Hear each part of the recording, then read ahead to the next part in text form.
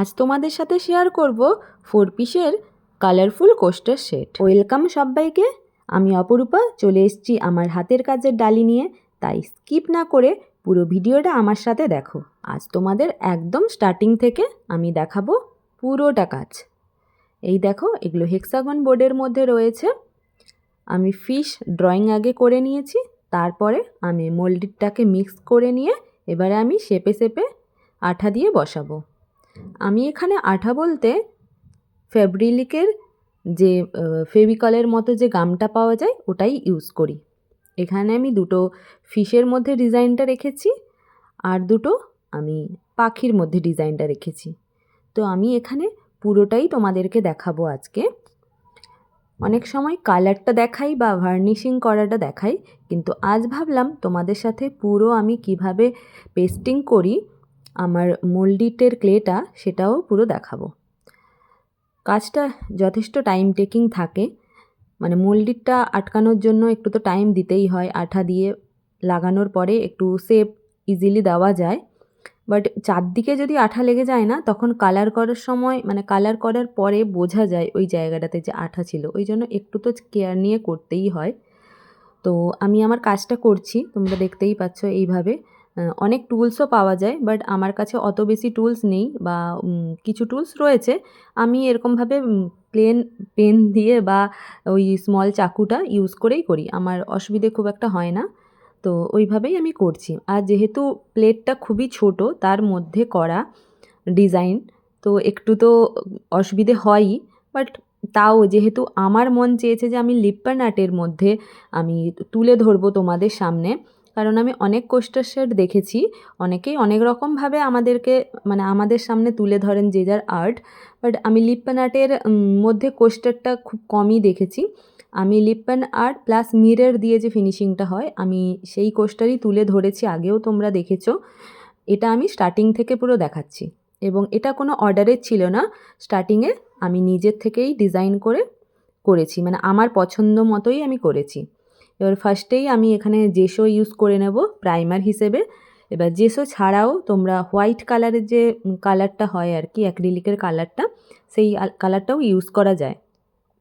আমি মোল্ডিংটা পেস্টিং করার পরে ওভারনাইট ছেড়েই দিয়েছিলাম পুরোপুরিভাবে ড্রাই হওয়ার জন্য। তারপরে আমি প্রাইমারটা ইউজ করে স্টেপ বাই স্টেপ কালার করব। প্রাইমারটা করার পরে কালারটা ড্রাই হয়ে গেছিলো, তারপরেই আমি কালারটা শুরু করেছি। ফার্স্টে আমি ফিশটা স্টার্টিং করলাম।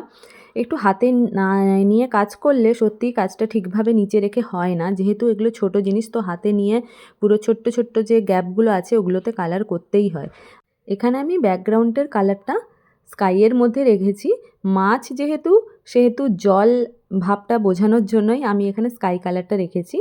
আর এখানে পাখির মধ্যে যে ব্যাকগ্রাউন্ডের কালারটা রেখেছি একদম ক্রিম লাইট ইয়েলোর মধ্যে। এটাও ফার্স্টে ভেবেছিলাম স্কাইয়ের ওপরেই রাখবো, মানে আকাশ আকাশ বোঝানোর জন্য, তারপরে পাখিটা করব। তারপর মনে হলো না, সবসময় যে ব্যাকগ্রাউন্ড ওই রকমভাবেই করতে হবে এর কোনো মানে নেই, নিজের মতো করাই যায়। তো এটা আমি ইয়েলোর মধ্যে করলাম। তো একদম ফিনিশিংয়ের পরে তোমরা দেখে বলো যে কালারটা কেমন লেগেছে তোমাদের। তো আমি মাছ দুটোকে বাই কালার সবসময় না করলে জিনিসটা ফোটে না, মানে যে কালারটা ব্যাকগ্রাউন্ডে দিয়েছি আর অবজেক্টটা যদি সেম কালার হয় অবশ্যই সেখানে ভালো লাগবে না। অবশ্য সেখানে আর্টের ওপর ডিপেন্ড করে যে আমি কি আর্ট করছি। যেহেতু এটা কালারফুল কোস্টার সেট করছি, তাই জিনিসটা পুরোপুরিভাবে কালারফুলই রাখার চেষ্টা করেছি। আমি মাছ দুটো অরেঞ্জ করেছি, আর একটা মাছ আমি ইয়েলো করে নেব।